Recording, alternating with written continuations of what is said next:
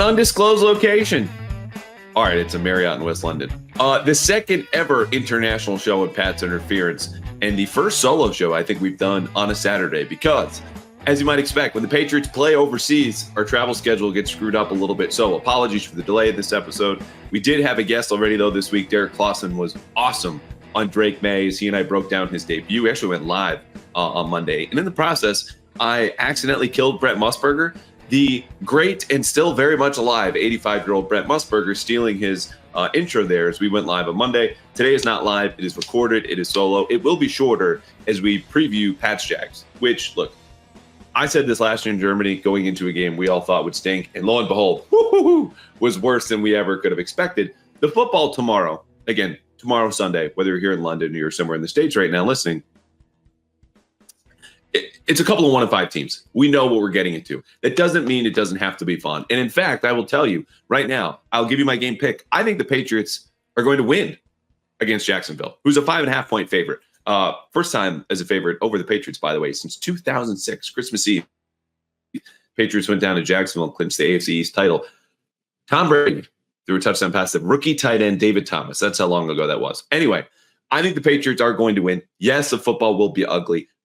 No, it is not permissible in mid-October to start looking at the top of the draft. Half of the season is not over if you were in this camp of one of the Patriots to lose or tank or anything like this. Just enjoy what you have, because Drake May, as Derek Clausen and I discussed last week, has completely changed that. It doesn't mean anything is guaranteed moving forward with Drake May, even tomorrow or in the future. But his physical skill set has unlocked so many new dimensions for this offense, which we'll get into in a second, all of which is to say, I hope you enjoyed Pats Jags, even if we all know this is going to be a pig with a little bit of perfume on it. So here's what we have here today. I am going to get into our typical breakdown when the Patriots have the ball, when their opponent has the ball.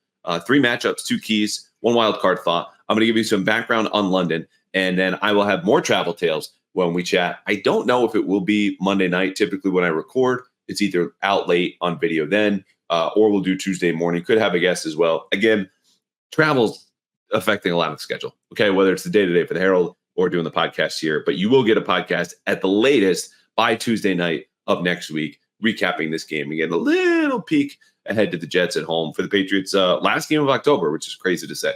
Okay, let's talk London. So I arrived here in London midday Thursday because the Patriots were going to come in Friday. Some folks, like I did last year in Germany, took a red eye in from Logan, landed, and then went straight to practice. And last year, the Patriots practiced at this state-of-the-art facility that hosts the Germans' national men's soccer team. So, again, everything is state-of-the-art from the fields to the equipment. This year, they're at the Harrow School. Very famous school. Great school. One of the best in all of England, as it was told to me by our taxi driver here with my wife and a friend, if you've been listening, who's a Jaguars fan. God knows what happened to him earlier. But the driver on the way in said, oh, yeah, it's one of the best schools we have. Winston Churchill went there. It's also an all-boys boarding school. So when we did these press conferences Friday morning, Gerard Mayo and Drake May before practice looked like they're standing in a gym for an elementary school because it was pretty close to being just that. The boarding school is for boys aged 13 to 18. So they're there. We have chairs all set up. Different basketball hoops are around us. And then you go outside, and the facilities outside are very nice. Again, this is a rich boarding school. It's up on a hill. It's about 35, 40 minutes northwest of London. So the Patriots did as they did a year ago, and I did a year ago, but I got a head start this year.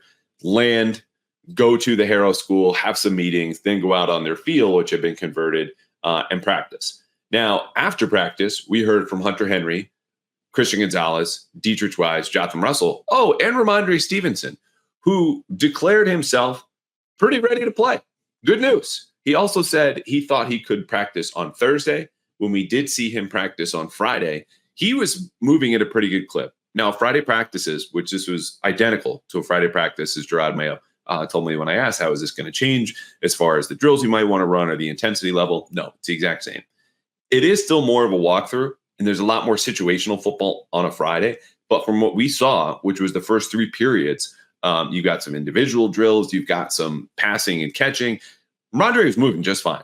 So when he says after, yeah, I probably could have practiced yesterday, and I think I'll be ready to go on Sunday, Gerard called him a game time decision. I would just if you're playing fantasy, put him in there or bank on some kind of way that you'll at least get an 80% of Ramondre Stevenson, who hadn't practiced in the last 5 practices that they've had due to a foot injury that he had against Miami. So that was the good news there. After that, we're writing up a couple of other notes. Drake May, speaking of injuries, didn't want to talk about his knee. And honestly, for what it's worth, because we haven't chatted since this injury popped up on the report, he was a full participant Wednesday with this knee injury, full participant on Thursday, full participant again on Friday, and MRI or no MRI, it's a non-factor. I'm not really too concerned about this. And Gerard did not want to get into specifics. That's fine. But there's been no sign of his knee injury affecting Drake's mobility, no sign of even any discomfort. Again, it's just not a factor, so it's not something that I would worry about. But Patriots injury report excluded, as we know, Vidarian Lowe because he was left home. Other than that, they're in pretty decent shape. Jaguars are as well. So again, it might be ugly football, but I think you're at least going to get the best players available if Ramondre Stevenson is indeed back.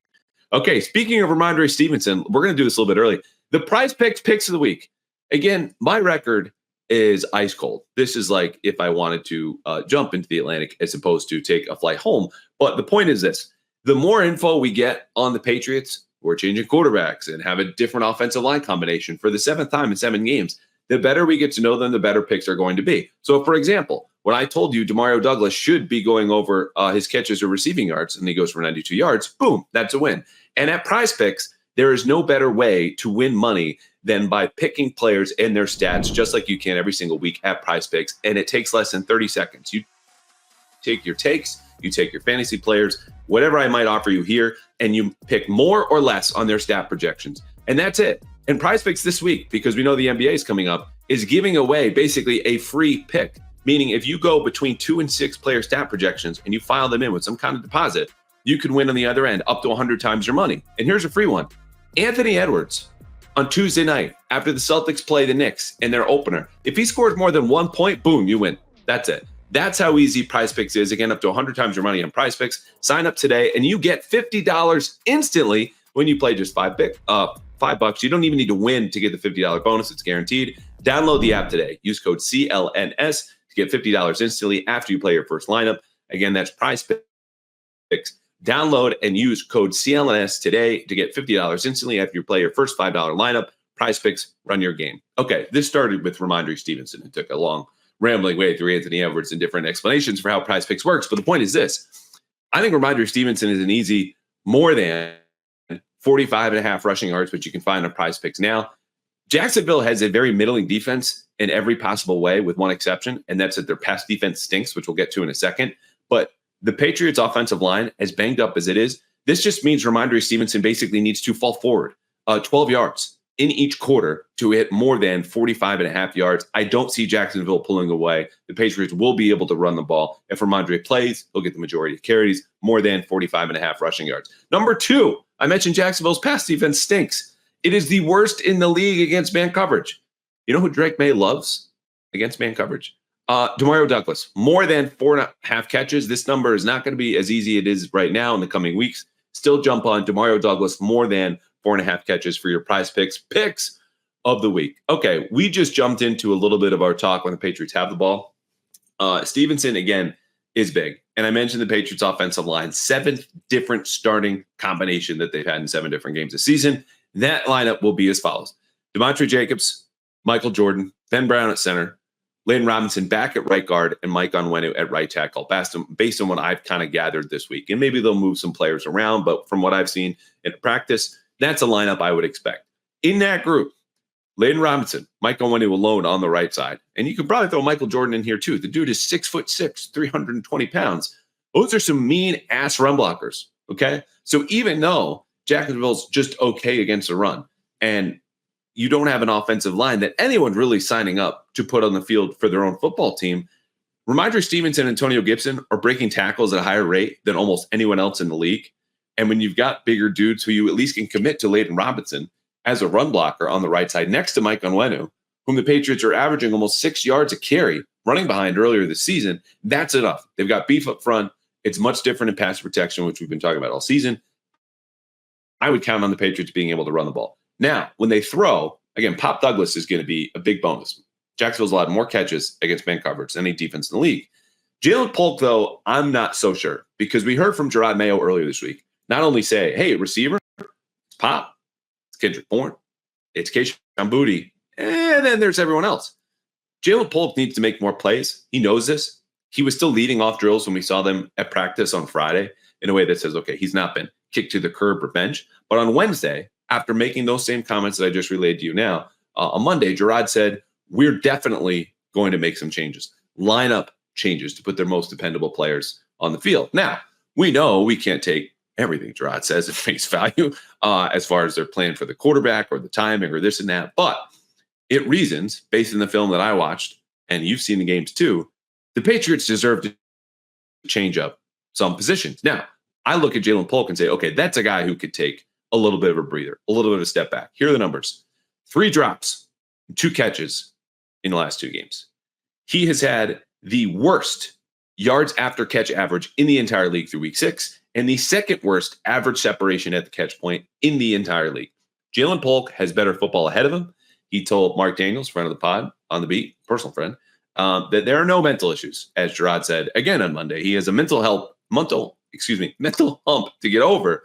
And I think there's some probably maturity issues there. But the bottom line is fewer snaps from him, give them over to Kendrick Bourne, who's been more productive on a per snap basis, I think is a fine change. This will not be an outright benching.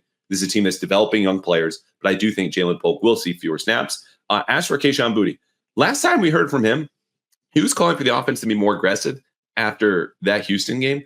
And I'm glad that Keion Boutte's better in year 2. He's in better shape. He's more productive. It sounds like he's working harder behind the scenes, but I am not concerned and do not care that these receivers are at different times complaining or calling out the offense, because I just don't think they're reliable narrators. And I know there was a lot made of that. I did TV on Monday, and I think that was in the second block. So this is early, like, you got to get to Keion Boutte ripping the offense. Keion Boutte just scored his first career touchdown, and the man still has as many healthy scratches as he does game appearances. This group needs to be better, as Gerard said. I think they also need to be better before we take what they say seriously, even if there are fair critiques to be made. It's just, I don't think they understand what the whole picture looks like, because they need to get a hold of their own room and their own assignments in a way that hasn't been good enough. And when you consider the pass protection, which just doesn't allow them to have these long seven-step drops and those developing pass plays, just take a breather. I'm happy Keion has that confidence. I'm glad he's been playing better. But if anyone's worried about the receivers, being lost or calling out the coaches or any kind of disconnect there, why would you trust them to know exactly what's going on, given their age, their lack of production, and lack of experience in the NFL? Well, relax. Boutte's better. I think he'll play a lot more, and I hope he plays better because, again, Jacksonville's the worst defense in the league against man coverage. That was man coverage that he beat for that touchdown against a big blitz. So more targets for him, more for Pop Douglas. And for Drake May hanging in the pocket, he should be a pretty cool customer. And that's as someone who has studied this Patriots offensive line for every single snap that it's played this season. But Trayvon Walker has 5 sacks for Jacksonville. Josh Hines-Allen has 2.5. No one else, aside from those two, is remotely a threat. And as a team, they rank 31st in ESPN's pass block win rate. So, yes, Demontre Jacobs versus Trayvon Walker or Josh Hines-Allen is going to be an issue. Patriots can chip, they can slide, they can run at them, they can double, they can do anything that they want to. But I don't think Drake May is going to be prohibited in a way from taking deep play action shots, which, going back to the spring, I'm talking about it here on this podcast, is the bones, the essence of this offense. It's run first so that they can drop back and throw long. Alex Van Pelt's offense led the league in intended air yards last season. The amount of distance covered by all of their quarterbacks in Cleveland last year when they threw the football, whether it was completed or not, the Patriots are way near the bottom of the league in that category right now because they're not calling that much play action. But when that rate goes up, and it was only about 16% versus Houston, so will those air yards, so will the aggression, you're welcome, Keion Boutte, and the yards and touchdowns. I think they are going to get to a lot of play action versus Jacksonville, not just because the pass rush is watered down, but I talk about those bad numbers against man coverage. Jacksonville is also allowing the most yards and completions against play action. Do you need to know anything more? So Drake May, I believe, will do a whole lot more of dropping back, faking a handoff to Ramondre Stevenson, who's back, looking deep and finding plenty of spaces in Jacksonville's zone or spaces to find man-to-man coverage via Pop or Keion White or Kendrick Bourne. This is, I think, going to be a big game for Drake May. It doesn't mean he won't get strip sacked if he turns around and play action or doesn't throw a pick or two. I think you will see a downfield attacking passing offense in a way that we have not seen yet because of the way Jacksonville's defense is built and the way the Patriots are finally starting to find their pieces offensively that say, okay, we might be able to do this. One last, do this the way that Alex Van Pelt wants to. Now, one last wrinkle offensively. Drake May, I think you will see more involved in the QB run game, especially in the tight red zone, especially on third down, and maybe even fourth and short. You have a super athletic 6'4", 225-pound quarterback who did not run in any design runs against Houston. We saw this in the preseason, scored his first NFL touchdown on a run. That's coming. I don't know if it's tomorrow, but that is something I would be aware of if I was a defensive coordinator preparing for the Patriots going, they would just be stupid not to involve him in this. And I'm not talking 10 zone reads a game, right? That exposes him to more hits. You don't want your rookie quarterback to get just demolished in a way that you were inviting that, as opposed to just calling drop back passes where, hey, that's just something you can't avoid, the threat of pressure and hits. But maybe 4 or 5, okay? QB power, zone read, power read. We could see a lot of those different things. I think we might be starting to see them here on Sunday. Okay, when the Jaguars have the ball. To blitz or not to blitz, the Patriots had their highest blitz rate of the season against Houston. And as much as the Texans ran up 41 points on the Patriots, it wasn't really due to C.J. Stroud picking them apart. Aside from those first 2 drives, the man had fewer than 200 passing yards. Now, again, the Patriots gave up over 190 on the ground. Very bad number. But we're starting with the blitz because that revived their pressure rate in a way that they sorely needed, with Keion White here and there, and no other pass rusher really being able to win one-on-one. So they get north of 30%. 30% is a great number for actual pressure, talking hits, hurries, and sacks. They need to get pressure on Trevor Lawrence because, number one, his completion percentage dips below 45% when he is pressured, according to Pro Football Focus. Not a huge news break right there that quarterbacks under pressure perform worse, but he has also fumbled twice. And they have enough receivers where if he's got time, not only are they fast, but they're much bigger than players like John Jones and Marcus Jones. And so Brian Thomas Jr., who is a first-round rookie at LSU, leads them in all major receiving categories. Okay, 25 catches, 424 yards, and 3 touchdowns. Christian Gonzalez, I think, could take care of him. I don't expect him to shadow Thomas Jr. because Christian Kirk and Gabe Davis, bigger receivers, also have more than 30 targets this year. So they're all kind of squished between 30 and 42, I think, targets at his total. So this is an equitable passing offense. But Lawrence, who does have 3 picks when he's not been pressured this year, I think you want to get to because he's mobile. And inevitably, one of those guys is going to pull away from someone like Jonathan Jones or Marcus Jones, and they're going to win on jump balls over those 2 corners. Or, as Jonathan Jones put it to me today, with these mobile this week, with these mobile quarterbacks, even grandma gets open after 5 or 6 seconds. So the point is, I think the Patriots will and should get back to the blitz against Trevor Lawrence because you can trust those corners, I think, in tight spaces, okay? But the longer things go on, the worse it will get for the Patriots, who also, again, aside from Keion White, who had 3 pressures against Houston, are just not getting home. So that's what it is. As far as the passing offense goes with the other receivers, again, Gabe Davis tends to disappear against them. He doesn't play as big as he is, 6'3", I think over 220 pounds, but that's something I don't want to risk over time where Jacksonville just goes, okay, we'll throw away from Gonzalez and we've got these other options. And he's also got speed in a way that the longer plays go, it should be more dangerous. Now, the other reason why I like the idea of them going back to the blitz is that this is a decent pass blocking group. They're average at PFF. They're average by ESPN's pass block win rate. They're not good when they're run blocking. So if you can generate not even like all out pressure, I'm not talking 6 or 7 man blitzes, just enough 5-man pressures, 1-on-1 for each of these guys. I think inevitably someone should get home, and throw in a couple of twists and stunts in there, that pressure should get in, which would obviously be good because the Patriots need an early lead. Now, Lawrence on the move, I do think could be a problem. There's not many other ways to say when you're rushing, whether it's 4 or 5 or 6 or 7, you just kind of need to contain the mobile quarterback. There's not a lot of interesting analysis here, but it is something that I think could be problematic. If you see the Patriots fall behind 10-0, 14-3, whatever it might be, Trevor Lawrence being contained, given he's a guy with the legit 4.5, 4.6 speed, is something to keep an eye on.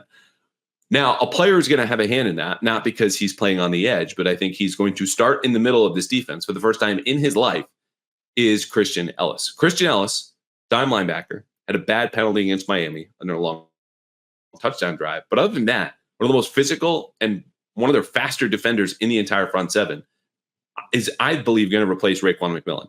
And if you've been studying the Patriots run defense, you know that you're probably throwing a little fist pump on the table at the sound of that, because McMillan has just been god-awful the last 3 weeks. And he came in for Juwan Bentley. The Patriots are allowing over 166 rushing yards per game since Bentley left. That's not an accident. It's as much as they miss Bentley as McMillan has just not even been up to average level of play at linebacker. So here comes Christian Ellis. I talked to him this week. 6'1", 6'2" dude. He's bulked up to 238. Dante Hightower and Gerard Mayo are telling him, hey, man, just get out of your own head. Like, fly to the football. This is what you do. Trust your instincts. You do all of the research. Get in there. Research, obviously, film study and everything else that goes into it. Just do your job. And I think you will. I think you'll see that physicality show up in a way that we've seen on third down when he's blitzing, the speed when you've seen him in pass coverage, and the numbers there aren't great, but I think it's a small sample. The tools are there. He got here last year from the Eagles and was a core special teamer, wasn't even in defensive meetings.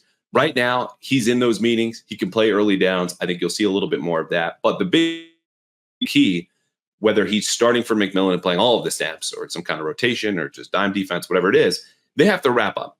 Because Tank Bigsby, who should start in place of Travis Etienne, who is questionable for Jacksonville and has a hamstring injury and was called week to week by Doug Peterson, I think on Tuesday. Bigsby should start. He leads the NFL, the whole league, in yards after contact per rush. So this dude is living up to his first name. Tank. He is bowling over tacklers, breaking through any effort that's not full body to take him down. And I think the Patriots need to wrap up. Tank Bigsby does have 2 fumbles this year, so they have another opportunity. Same with Lawrence, if they punch that football out. But that's a guy that you cannot afford to lose at the second level, because he will go through you unless you fully commit. This is a big tackling game for the Patriots in a way that they had 1 or 2 bad games, really bad against the Jets, and then against Miami. But that was more like you had more missed tackles because you're playing more just total time on the field. 75 plays, you're going to miss, I think it was upwards of 9 or 10. But they need to get that number back down to 6 or fewer, because that's the way that Jacksonville wins. You get missed tackles on fast players like Gabe Davis, like Tank Bigsby. You're giving free yards away to an offense that will get in its own way if you just sit back, be assignment sound, and tackle well. So that's about it. But as I told you in previous weeks, I'm out here not just to work. I'm out here with my wife. I'm out here with my friend who is a Jaguars fan. And the way I got tickets is the way that you should be getting tickets anywhere. And I'm not just talking about the NFL. The Celtics are going to raise the banner Tuesday night. And as someone who was lucky enough to be there for the playoff run, there is nothing like the live environment watching basketball live. And that goes for Gillette. All due respect. And so whether you want to go to a Celtics game, you want to come to London for an American football game, or just go to Foxborough when the Jets come later this month, the Rams are going to visit, the Colts are not too far down the road, go to Game Time, where you get the lowest price guarantee. And if you find a lower price elsewhere, they credit you at Game Time 110% of the difference. Not to mention, you get the price up front. Game Time Picks is a new feature that filters out all the fluff, all those pesky fees, and only gives you incredible deals. It's all in pricing, and you get to see your seat view. So whether you are going to see the Celtics, and again, I would encourage you, the NBA environment is much better than I think it's been in years. Go to Game Time now and download the Game Time app, create an account, and use code CLNS for $20 off your first purchase anywhere you want to go. Concerts, games, shows, whatever it might be. Download the Game Time app, create an account, use code CLNS for $20 off your first purchase. Terms do apply. Download Game Time today. What time is it? Game time. All right, 3, 2, 1, game pick, and we'll get out of here. You know I'm picking the Patriots, but I'll give you a score. 3 matchups. Demontre Jacobs, I believe, will start at left tackle again. Patriots need to give him help. Josh Hines-Allen or Trayvon Walker. Chip here, double there. We've talked about this. That guy cannot be left on an island in a way that he was really in the second half against San Francisco, and Nick Bosa ate his lunch. Matchup number 2, Christian Ellis versus Tank Bigsby. We just talked about this. Ellis is one of their sure tacklers this year. Granted, he's only played 70 defensive snaps, but that's a guy that I'm going to be watching. 53 in the middle. He'll fly around. He needs to wrap up on first contact, because not a lot of other players are going to be behind him and available to do that. Kyle Duggar will be flying in, but I think this is a game where a lot of plays, for better or worse, are going to be made at the second level. How do the Patriots handle that? The traffic when you have crossing routes, And when it's a running game, how often can you stop upon first contact? Christian Ellis, of course, Jelani Tavai's in there, need to stop Tank Bigsby right away. The last one, we're going to stay on defense because, again, I just think Drake May is going to make plays in this game and be able to attack readily available holes in this Jacksonville defense. Keion White versus the edge. And this is really Keion White versus himself, because the lack of discipline he's shown at times, it just invites free yards or opportunities for other teams. If he can stay to the level when he's rushing on the edge, if he can create pressure from the inside, that is so big for this defense that otherwise doesn't have guys who are as that disciplined, aside from maybe Anthony Jennings, or be able to create pass rush on their own. They certainly don't have guys who can be able to do both like Keion does. If Keion White brings his A game, I think it's going to be a long day for Jacksonville's offensive line, which again is average in pass protection, but it will allow the Patriots defense to perhaps sit back and rush only with 4 if they get the best version of Keion that they can trust to not only just get pressure, but do it in a way that's within the scheme of the defense, because that's been harder to come by. But there were encouraging signs last Sunday versus Houston, believe it or not. 2 keys to victory. We already talked about this. Tackle well. And number 2, take shots downfield. Okay? Again, I don't think the Patriots receivers are reliable narrators of what's going on with the offense, but Kayshon Boutte's right. They look good when they're aggressive. I think they'll look their best when Drake May is dropping back to pass. Maybe some bootlegs and throwing the ball downfield. One wild card thought. I'm excited for this London crowd. Germany, I'll tell you, that was the best crowd I have ever been a part of. And this goes from covering high school basketball games to college football to the NBA Finals to obviously plenty of Patriots games by now. It was so locked into a garbage 10-6 game against the Colts, but singing songs through first down, second down, coming back from commercial break. I hope London, and Wembley's much bigger than, I think it was 40,000 person stadium in Frankfurt, brings the same type of energy. There are a lot of Patriots fans here. They were on my flight. There were flights from other media members. They were here like Doug and Mark Daniels and Chris Mason and Mike Reese and everybody from the Globe. So you guys are here. I hope you show out. I hope everyone has a pint. It will be a 2:30 local kick, 9:30 back on the East Coast. And when we are done watching football, I believe this will be a Patriots 24, Jaguars 23 finish. So there you have it, our second international show for Pat's Interference. I will be back early this next week. I don't know if it'll be Monday night or Tuesday evening. Either way, you will get a full film breakdown and a little peek ahead to the Jets game when I see you next. Cheerio. So we're making a little history here in the pod. We have our first returning guest to the 4-minute drill, Pop Douglas, who's the talk of the town right now, his first touchdown. We are going to get to that right off the top. Start the clock right now. Okay, Pop, the most random person to text you after that touchdown on Sunday? Most random person? I don't know. I was expecting a lot of people. I honestly don't know this one. Honestly, we gotta go past that one. I don't know. Okay, we'll circle back. In talking to other teammates on this same segment, your name has come up a lot, specifically when I ask, who's the teammate you would least like to date your sister?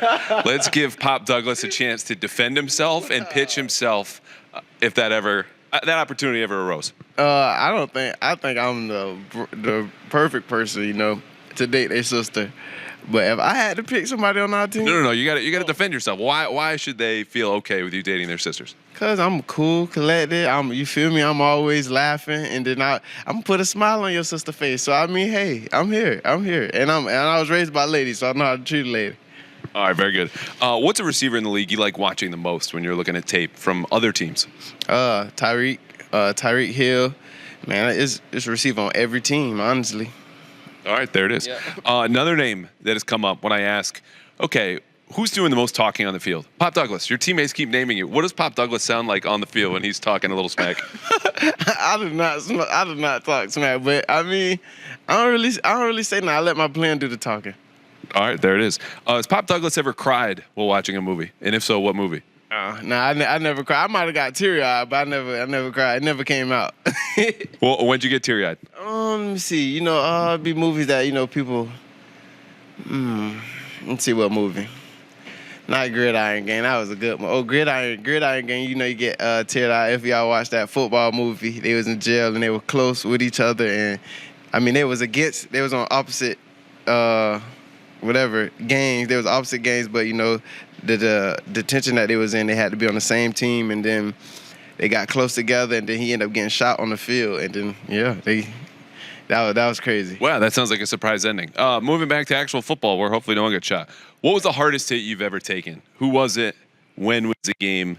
and what happened next? Probably with 49ers this year. Fred Warner, I was going through the middle, and I swear Fred Warner was looking straight at me, and he just hit me. I mean, it didn't hurt, but that was probably the hardest I've been hit, though. See any stars? No, I didn't see no stars. I didn't see any stars. All right, we got about 90 seconds left. There's some heated competition I've heard in the game room. NCAA football. I know you're playing on there. Give me the 3 best players in the locker room when it comes to being on the sticks for NCAA. Me, Keion. I say Keion Booty. Let's see. Baltimore. Y'all playing with your same alums? Little Liberty, LSU, and Bama? Nah, I can't do that. I couldn't do that. That's cheating. I can't do that. All right, 1 minute left. Give me a Drake play that most impressed you. It could have been in practice. It could have been a game. Just something you go, oh. Yeah, before the half, the ball to Keion Booty. That was a great play and a great timing. All right, cheat day. You get to eat whatever you want all day. What's Pop Douglas gorging on? Cheeseburger, pizza. I mean, I still eat that. So, I mean, it's a cheat day. If I cheat day, it has to be something healthy. So every day's cheat day for Pop Douglas. Man, I wish I could look like you and have every day be cheat day. All right, one more we've got right here. I think that actually might have been it. You answered every single thing. Oh, we'll do the same thing. What's your favorite media question? Well, last time we had you on, we asked you about your least favorite media question. What's your favorite media question? Favorite media question, something about my touchdown. Something with the touchdown. That's my favorite media question so far now. With a touchdown. My first touchdown. How does it feel to have my first touchdown? Perfect. Right on the clock. 4-minute drill is over. Something about the touchdown. Hey, you keep scoring them. We'll keep asking, man. Appreciate you.